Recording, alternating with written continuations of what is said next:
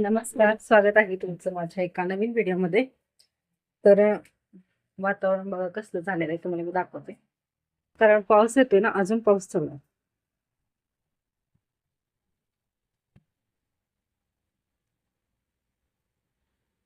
दिसत असेल इथं पाऊस येतोय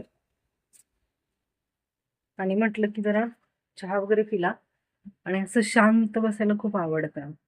मग म्हटलं जरा एक छोटासा व्हिडिओ पण बनवावा.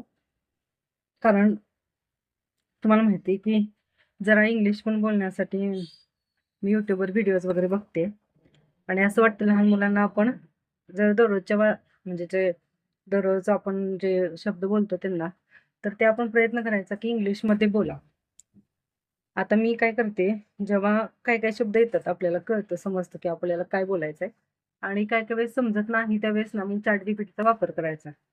तेवढेच छोटे शब्द असतात, पण ना मुलांबरोबर बोललं ना, तर आपलं पण कॉन्फिडन्स वाढतो आणि पॅरेंट टीचर मीटिंग वगैरे असते, त्यात इंग्लिश वगैरे बोलायचं असतं. कंपल्सरी नाही असं, पण जर बोलायचं म्हटलं तर आपलं पण काहीतरी थोडी तर तयारी पाहिजे ना, म्हणून म्हटलं की आपण थोडं शिकायला चालू करू. आपल्याला थोडं येतं, पण कसं आहे माहिती आहे का, काही बेसिक गोष्टी असतात त्या आपल्याला समजत नाहीत. तर मगाशी मला रेवांशला म्हणायचं होतं की त्यानं एका प्लेटमध्ये चिप्स घेतले होते आणि ती घेऊ नको म्हणायचं होतं मला, ती डर्टी आहे असं. तर मग मी पहिल्यांदा विचार केला की काय म्हणायचंय? पण म्हटलं आपल्याला बोलायचं असेल तर प्रॉपर इंग्लिश बोलायचंय. तर ChatGPTला विचारलं तर ते म्हणजे त्यानं उत्तर दिलं की "Revansh, don't take that plate. The plate is dirty." असं आहे.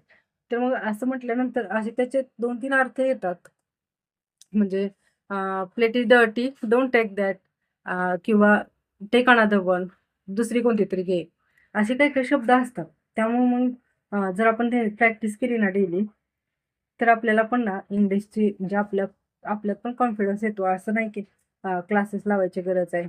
आपल्याला एकदा समजलं ना बेसिक की आपण कोणता शब्द कुठे वापरायला पाहिजे किंवा कोणत्या त्या काळातलं आपल्याला बोलायचंय. जर आपलं डेली असेल तर नॉर्मल आपण सिंपल प्रेझेंट टेन्स वगैरे वापरून आपल्याला करता येतंय. पण ते समजण्यासाठी ना खरंच इंग्लिशमध्ये तुम्ही म्हणजे YouTubeला सर्च करा. कमलेश नाव सर आहेत बघा ते कमलेश सर. तर त्यांचे व्हिडिओज मी बघते आणि खरंच खूप छान शिकवतात ते सर. मग त्यात मी पण आता जसं मी विचार करते ना, मी आता पाऊस येतोय, द रेन इज कमिंग किंवा इट्स गोइंग टू रेन, पाऊस येत आहे. असं मी काही-काही छोट्या गोष्टी सर्च करते, लगेच करते, की काय म्हणायला पाहिजे त्याला. असं काही-काही म्हणजे शब्द आहेत, की आपल्याला समजायला पाहिजे. तर मग असं मी प्रयत्न करते. प्रत्येक शब्द मी पहिल्यांदा मनात विचार करायला लागले आता. जसं मी 2-4 दिवस झाले व्हिडिओज बघते सरांचे, तेव्हापासून मी असा विचार करायला लागले. तर मग जेव्हा आपण मराठीत विचार करायचा, आधी मनातल्या मनात विचार करायचा, की आपण ह्याला काय बोलू शकतो. तर एक काल उदाहरण झालं होतं बघा. म्हणजे काल आम्ही चाललो होतो बाहेर आणि बोलता-बोलता असंच म्हटलं, की माझी भाची पण आमच्यासोबत असते ना, तर असं कम्युनिकेशन चालू होतं. आम्ही तिघं जण होतो गाडीवर आणि मग ह्यांना म्हटलं, की "प्रणितीला टेन्शन द्यायला एक शब्दच पुरेसा असतो." असं मला ती बोलायचं होतं. पण मी परत लगेच ChatGPTला सर्च केलं, की याचा अर्थ आपण कसं बोलू शकतो इंग्लिशमध्ये. तर ChatGPTनं काय उत्तर दिलं, तर "just one word is enough to make Praniti nervous." असं त्यांनी ॲन्सर दिलं. म्हणजे मग ते माझ्याबरोबर लक्षात राहिलं आणि ते विसरणार पण नाही. म्हणजे असं आपण जेव्हा विचारतो ना, म्हणजे मनातल्या मनात विचार करतो आणि लगेच आपण त्याच्यावर लगेच इंग्लिश शब्द शोधायला लागतो ना, त्यावेळेस आपल्याला नवीन-नवीन शब्द पण सुचायला चालू होतात आणि नवीन-नवीन शब्द आपल्या डेली लाईफमध्ये येतात. तर काही-काही शब्द होते ते मला माहीत पण नव्हतं, की आपण ह्याच्यासाठी वापरू शकतो. ते आता समजायला लागले हळू जेव्हा आपण डेली यूज करतो ना आपण त्या शब्दांचा, तेव्हा आपल्या परफेक्ट लक्षात राहतात. त्यामुळे तुम्ही पण तुमच्या मुलांबरोबर ना थोडं-थोडं इंग्लिश बोलायला लागा. म्हणजे इकडे ये. कारण छोटी मुलं असतात त्यांना एवढे जास्त इंग्लिशची गरज नसते. थोडं come here, let's go, get ready असे काय-काय शूज घाल. शूज घालायसाठी काय म्हणायचं?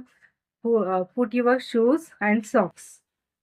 ते असं आपण जेव्हा शूज घाल आणि सॉक्स घाल म्हणायचं ना, त्यावेळेस असं म्हणू शकतो. आणि जर शूज आणि सॉक्स काढ म्हणायचं असेल, तर take off shoes and socks.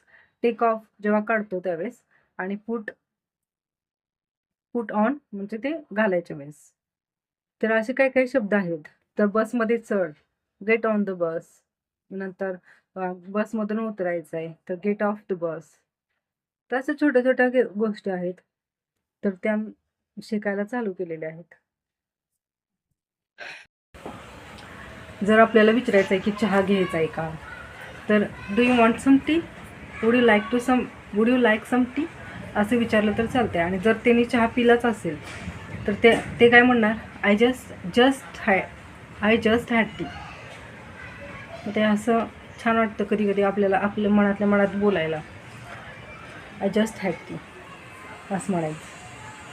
तर तुम्ही पण तुमच्या मुलांसोबत बोलायला चालू करा.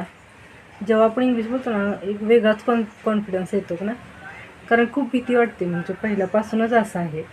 आपण पहिलं इंग्लिश मिडियममधून नाही शिकलो, त्यामुळं एवढं डेअरिंग होत नाही किंवा बोलताना आपल्याला वेगळीच फिलिंग येते की कसं तरी वाटतं, असं म्हणजे वाटतं. पण आपण जेव्हा डेली यूजमध्ये त्याचा वापर करतो ना, त्यावेळेस मग जरा हळूहळू सवय होते, प्रॅक्टिस पण होते. त्या नादानं आपली मुलं पण बोलतील ना. त्यामुळं प्रयत्न करा.